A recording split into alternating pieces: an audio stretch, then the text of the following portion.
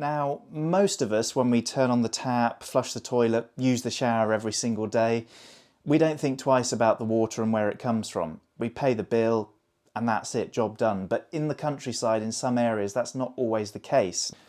Welcome back to the channel. So here in Devon over the last few weeks, the weather has been absolutely awful. We've had storm after storm. Anyway, we're here today inside the plant room, in the warm, in the dry, as I've got some maintenance to do. And I thought it would be a great opportunity to talk to you about something that's often overlooked when people move to properties in the British countryside.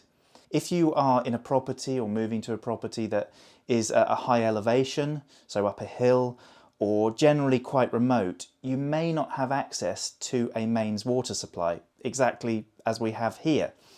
And that's obviously a problem, but there is a solution, and the solution is a private water supply, usually via a borehole, which I'll talk to you in a bit more detail about later.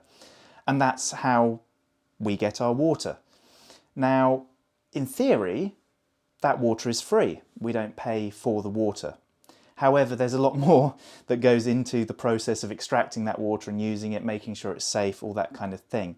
And that's what I'll be going into in this video. I'll be talking through our system, showing you the maintenance that I need to do, which is for us about yearly maintenance, but depending on your situation, could be much more monthly or bi-monthly or whatever, very dependent on your own situation. But for here it is yearly maintenance. And then I'll be talking about the costs involved because, yes, like everything, you know, nothing is free, unfortunately. So I'll be talking about the costs and how that compares with your standard water bill in this country. So yeah, let's crack on. I'll start by showing you around the system and yeah, stay tuned. Okay, so I have found a gap in the rather horrible weather to come outside and show you this. So this is the wellhead, which is basically the top of the borehole. Now, a borehole is a hole in the ground, in effect, a drilled hole that goes down into the ground. And this one is approximately 60 meters deep. Now, because we're up on a hill, it has to be quite deep to find the underground aquifer. If you're down in a valley, it might be not so deep. Now, it's very dependent on the geology and where you are, so I'm not going to go into too much detail on that in terms of the specifics. The diameter of the hole, this one is about 4 inches, 10 centimeters in diameter, which is pretty much the standard for domestic installations. In a commercial, bigger setting like a farm, you'd probably have a bigger diameter, which allows for a bigger pump, which allows for more flow. Now, you're allowed to take out, I believe, 20,000 litres a day here in the UK, which is an awful lot of water. It would suit pretty much any domestic property. Again, for farms and such like, that's a different realm. But anything above 20,000 litres, you need to seek permission. Anything below, no problem at all. Now, this hole goes down into an underground aquifer, which is basically a big void in the ground that's full of water down very deep. And usually, not always, but because it's so deep down, the water itself is already filtered to some degree via all the surrounding rock, and it makes it fairly clean to start with.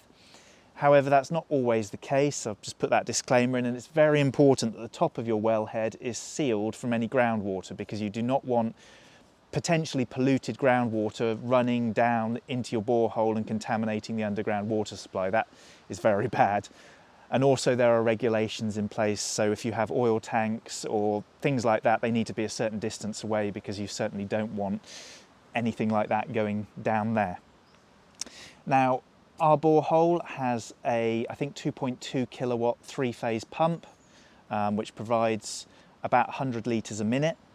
Now, what you've got to take into account when you size your pump is the resistance, the friction, the head height in effect.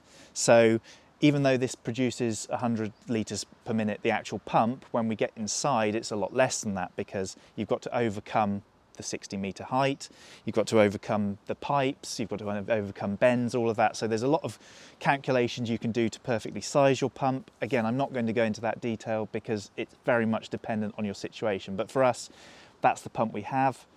Ideally, if possible, and this is not usually the case in rural settings, but you want to have a three-phase pump. Most places, unfortunately, will only be single phase, but the plus side with a three-phase pump is you don't have to have the additional winding in the pump and the start capacitor to actually get it going. It's with a 3-phase pump, you just have the standard 3 windings, no capacitor start is needed. It's more reliable, it will last longer. So luckily we were able to have a 3-phase pump here. So yeah, when the water comes up, it then goes out underground via a pipe into the house. That pipe is buried almost 1 metre deep so that there's no freezing issues. Not that we really have that issue here in the UK. I mean, you can see in here, this part of the wellhead is quite exposed. We have got an insulated cover to go on. Unfortunately, I haven't done that yet, but we haven't experienced any freezing. We also have an additional connection in here for a small tube heater, if necessary, on a thermostat that can come on if it gets really cold to stop freezing. Again, we haven't had any issues with freezing, but that's something to be aware of, because you don't want to wake up in the morning and find that you have no water because your top of your pump is all frozen up. So anyway, let's go back inside and see where the water comes in and follow the process from there. We are back inside again, and behind me you can see one of the first main components in the system. So just before that we have a stopcock, which you probably can't see, but just a valve to turn everything on and off for maintenance. And the next thing in line is this, which is a pressure switch. Now, the pressure switch is very important because it basically tells the pump when to go on, when to go off. Now, it's linked to the next component, which you can just see here, which I'll show you in more detail in a minute, which is the pressure vessel. But the pressure switch basically comes on at a certain pressure and turns off at a certain pressure, and allows the system to basically maintain a consistent pressure and turn the pump on and off. So this is the main control for the pump. Now, you can get mechanical ones, which are just basically have a little lever that just clicks backwards and forwards inside, turning it on and off manually with the pressure. Or one like this, which is electronic, which to be honest is better because it also has protection built in for the pump. So if the system runs dry because of a leak outside, or hopefully not, but fingers crossed it never happens, but if the borehole was to run dry, it would turn the pump off after about 10-15 seconds just to protect it and stop it from overheating and burning out. So yeah, I'd recommend an electronic one if possible, because they are, well, superior in protecting the pump. So let's move on to the actual pressure vessel just here. I'll just see if I can get you a slightly nicer angle on that, and yeah, let's continue. Okay, so this big grey thing is the pressure tank or pressure vessel or expansion vessel. There's lots of names for it, but it's basically a storage tank with a slight difference. So it's a metal tank. Inside there is like a rubber balloon. The water goes inside the rubber balloon, and on the outside of the balloon is air pressure. Now what that does is basically provide a buffer in effect to the pump, because if we didn't have this, every time you turned a tap on, the pump would come on, and every time you turn the tap off, the pump would go off. It would be very inefficient, you'd be using a lot of electricity, the pump wouldn't last very long, it just wouldn't be a good system. So this acts as a buffer and allows the pump to come on for, let's say, 5 minutes at a time, fill it up, turn off, and then it won't come on again for another hour or two, or depending on how much water you're using, but it acts as a buffer. It also creates pressure in the system and pressure at your taps and any other appliances that use your water when the pump isn't on, which again is very important. So yeah, crucial part of the system, and yeah, provides the pressure in the system, provides a buffer. Now, this tank here that we have is a 500 litre capacity tank, which is a lot bigger than most domestic tanks would normally be. You normally get away with 100 litre tanks. As you can see, it takes up quite a lot of space, but it's quite a large property here, and we've got quite a large usage of water for a normal domestic property, so it needs to be quite a large tank for that.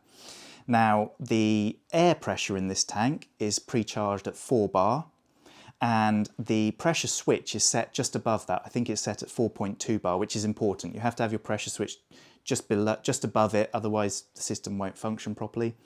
And the pressure switch cuts off at 6 bar. So what that means is we have quite a lot of pressure in this tank, far more than your standard mains water pressure, which is usually around 3 bar. Now, what that allows us to do, and I'll show you in a minute because it's over the other side of the room, is we can have pressure reducing valves which allow a constant 3.5 bar to all the taps, showers, toilets, etc. in the house. Now that gives, in effect, like mains pressure. You don't notice the spikes and dips in the pressure. Now this isn't crucial, you don't have to do this. If you don't mind when you turn the tap on, the pressure slowly dropping and then going back up again, you don't need to do that. But for our application, we needed to do that. It works quite well and it gives a consistent 3.5 bar pressure. Even if the pump's on, the pump's off, this is low or full up, it doesn't make any difference. But again, that's just for our application. Your application is probably different and yeah, can't comment on that. So yeah, pressure vessel. Let's move on to the next stage, which is the first stage of filtration. Here we are at the first stage of filtration. Technically 3 stages, but this unit, first stage. Now, these filters are primarily for removing sediment. They are, so grit, sand, that kind of thing. They are 4.5 inches in diameter by 20 inches, which is about the biggest size for domestic filters you can get.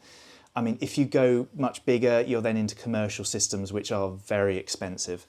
So yeah, I wouldn't recommend going any bigger than this unless you want to spend a lot. So you'll see at the top here, there's a pressure gauge on each side. Now that measures the pressure across the filters. There's always a slight pressure drop as you go across them, but if you see that the one on the outlet is going way down when you're running some water, it means that the filters are blocked and it's time to change them. Now, luckily where we are here, we've got basically solid granite underground, so there's not much sediment. So these filters, really we can get away with changing them once a year or slightly sooner if they start clogging up, but yeah, roughly about once a year. If you're in an area with a lot of sand or fine shale, that kind of thing, you'll need to replace these a lot more regularly. But yeah, luckily here, we don't have to do that often. So we have here a 20 micron filter in the first one, and then we have a 5 micron filter in the second one. So that removes any sediment and grit. You don't have to have 2 filters to do this, but it maintains a lifespan of them if you do. Now in the third filter here, we have an active carbon filter. And what that does is it removes any nasty tastes or that kind of thing, any sort of organic compounds in the water. It's good at removing those, but it also, again, because of where we are, it also is good for removing any radioactive products from the water. So here we have radon gas in the ground. It is a known issue, and this will remove that to some degree. Now, it's one of those topics that's very contentious and open to interpretation. If you are very concerned, you can get a filter with an aeration system, which actually will bubble out any of the gas in the water. This will remove any basic, low-level stuff, but it's very open to your own situation. We're happy with this. If you are using your water pretty much every day, it shouldn't be a problem. The system gets vented. There's no build-up of any harmful radioactive gases. So yeah, let's move on to the next stage. Now the next stage of filtration is very dependent on where you are, what's in your water. Luckily here, our water is quite clear, so to speak. Now this brings me on to something very important. You need to get your water tested, and that will tell you what's going on, what's in the water basically. And our test told us that the iron content is fairly high, for example, but below the legal limit, so to speak, for drinking water. However, something that was above that limit and needed to be sorted out was the pH of the water. So this is why we've got the next filter here. Okay, so this next filter is to deal with the low pH of our water. Now, unfortunately, our water is quite acidic as it comes out of the ground. And while going through plastic pipes, not a problem, when you start putting it through any copper pipes, it will eat the copper and produce a horrible blue goo coming out of your taps, which is not good. And also, it also makes it taste, not brilliant because it's acidic. So this filter here is filled with calcium carbonate, which is basically chalk, and that is an alkali. So that mixes with the water going through and basically neutralizes it, takes the pH up to a more neutral state. Now, again, you have to size these filters depending on your flow rates, how much water you're using a day, all that kind of thing. It's very dependent on your own system, so I won't go into too much details. But these types of filters with the sort of fiberglass tank and the clack valve at the top, It also needs a drain, so it washes through the filter media once a week, twice a week, depending again on your usage, and that keeps this filtering the water successfully, you know, for a year or so at a time before it needs any attention. So this one, I topped this up last year, so that should be fine, because usually we get about 2 years without needing to top it up. So yeah, that's all good.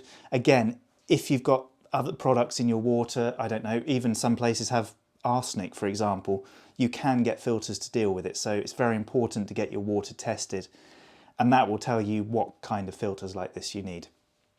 So we're almost through to the end of the system, but there is one more very important filter that is really crucial, and in some ways one of the most important ones. So let's go on to that one. Okay, so behind me is arguably the most important filter in the whole system. So this is a UV filter. It has a UV light bulb going through it, the water passes around it, and this kills any bacteria in the water. The really nasty stuff, basically, that can make you very sick. So this is a very crucial, very important filter to have in your system, and it's also very important that you maintain it. Now, the bulb should be replaced once a year. This particular one, well, you can see it's telling me that actually it's been 19 days late. But this one actually tells you when it needs to be replaced. It beeps at you if you don't do it. So yeah, this is very important. It's also very important that this is sized to take into account how much water you're using, because you don't want an undersized filter that will let the water through and not treat it properly, because this is the one that really protects you from all the nasties. So yeah, final filter in the system. I'll just show you a few other bits and then we'll get on and change some filters. Okay, so behind me just up there, I'll show you a close-up in a second, are 4 pressure reducing valves. Now what they do is reduce the overall pressure of the water that goes out to taps, showers, toilets, etc. in the house. Now that links back to what I was saying earlier about the system pressure. This isn't crucial, it's not important, you don't have to have this, but just for our usage, it basically creates a mains style pressure in the sense that you don't get any spikes in the system. Now there's one other thing I just want to show you quickly. The final thing I just want to touch on briefly is this, which is the pump control box. It's basically just a contactor, which is an electronic switch, which is actuated by the pressure switch, which in turn turns on the pump. And it has an overload protection in there, so if the pump jams up or something, it will turn it off before it just gets burnt out. So very important, and also very dependent on your system. So being 3-phase, this is actually simpler. If it was single phase, there would be a capacitor and a start controller in there, but I won't go too far down that rabbit hole because again, very dependent on your own system. So let's crack on and get some filters changed. Basically, just got to unscrew these with this special tool that comes with the filters, swap the filters out for some new ones, which look like this, and then pop it all back together. Now the downside is they're obviously all full of water, so some water is going to go everywhere, so we've got something to catch the water. And also I tend to use a wet and dry vacuum in wet mode just to keep that going, just to suck up any water so we don't have a small flood. But yeah, that's the process. Just got to turn the valves off and then we can undo these. Okay, so all the filter housings are undone. We've got all the filters out, so I'll just show you those.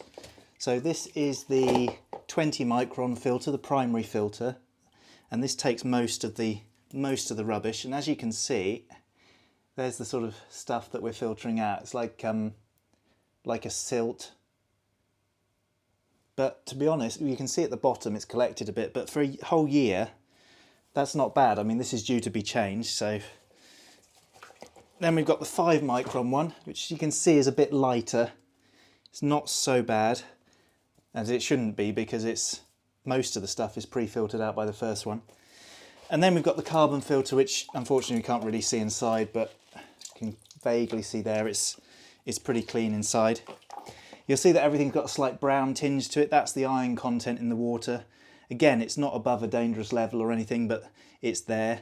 So I just need to clean these all up now. As you can see inside, they're a bit sandy and gritty. So I've got a cloth and a bucket of water out there. So I'll clean those up and then I'll come back and get the new filters in. Right, as you can see, we've got all the new filters in there, which are clearly a lot cleaner than these ones. So I'll get those screwed back in and then we'll get on with the UV filter up there. Right, so there we go. All the filters are officially changed now. So didn't take too long, probably about half an hour. Not a bad job to do for once a year, or even if it's every few months, it's really not a bad job. So very easy to do yourself. You just need the spanner and just something to clear the water up a bit. So yeah, let's move on to the UV filter bulb, which is really simple. For this one, we don't have to turn off the water to change the bulb, so we can just quickly change it over. But I will turn off the actual unit because we'll need to unplug the light bulb itself. So I'll get that unplugged now, which is just simple as that. And then we need to go around here, take the bulb out, just literally unscrew it, and the bulb comes out. Now, these bulbs are incredibly delicate. They're made of glass and you do not want to be touching them. It's okay to touch the old one, obviously, because that is no good anymore, but the new one, yeah, that needs to be treated very delicately. Plus, they're also quite expensive, so don't drop it. So there we go. That is a UV bulb. It's basically like a old strip light bulb, but produces a very intense UV light. So I'll get the new one and pop that in. Right, so very carefully without touching the glass, just going to feed the new bulb in.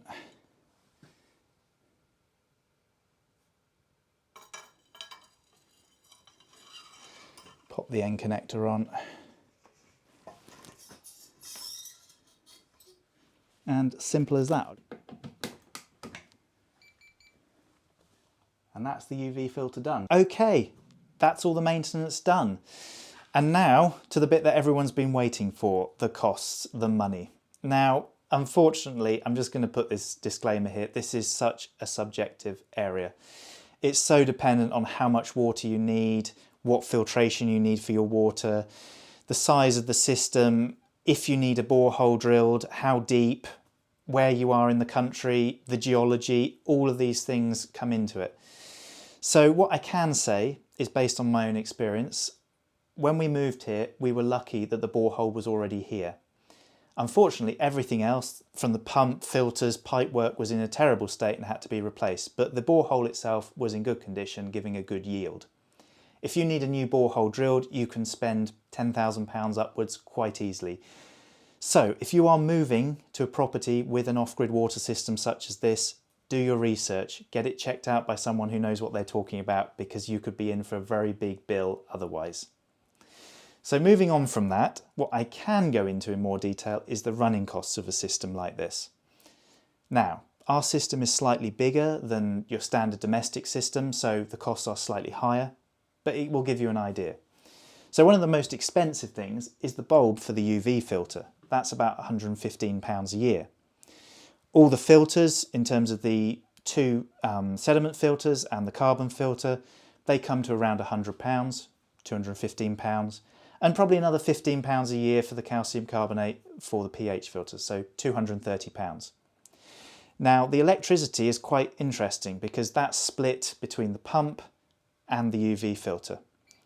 If we look at the total amount of electricity consumed by these two things, it comes in at roughly £200. So £430 total. But again, I will just put a disclaimer on the electricity. It's very dependent on the usage. This filter is on constantly. That's pretty much £100 because it's on all the time. The pump coming on and off is very dependent on the time of year, how much water you're using. So that's a bit more subjective. The other thing is, if you have solar panels and battery storage, you can run the electricity for this system off that. We unfortunately don't have that. So to round up a bit, I would say for our system, it costs about £450 a year to run. Now, a standard water bill in the UK, I believe, is just over £600 at the moment, 650, something like that. For this amount of water that we use through this system, it would be more than that. But your standard water bill, say £650. So on a standard water bill, a saving of £200. So yes, the water itself is free. We don't pay for that. But we do pay for everything else that goes alongside. So Yes, it's not free water, but if you manage your system correctly, if you don't have to spend a huge amount in the first place because it's already installed, if you're moving into a new property, then yes, there is an advantage, but it's hard. It's like that. It's very dependent on your individual circumstances. So there we go. The costs involved in this kind of system are very subjective. But one final thought before we end this video that I haven't mentioned yet, and that is, with this kind of system, you have total control over your drinking water. If you don't want a chemical like chlorine in it, for example, you don't have to. Obviously it needs to be safe, obviously it needs to be tested, but you don't have to have all those chemicals that are put into normal mains water in your drinking water. And from experience I can tell you, our water, it tastes far nicer than standard mains water. So, thank you for watching this video. I hope you've learned something and enjoyed the process of going through this system. And if you haven't already, if you could subscribe, that would be brilliant. Also like, comment, hit that notification bell, all the usual stuff. That would be really appreciated to help grow our channel. So yeah, thank you for watching and we'll see you next time on Welcome to the Country.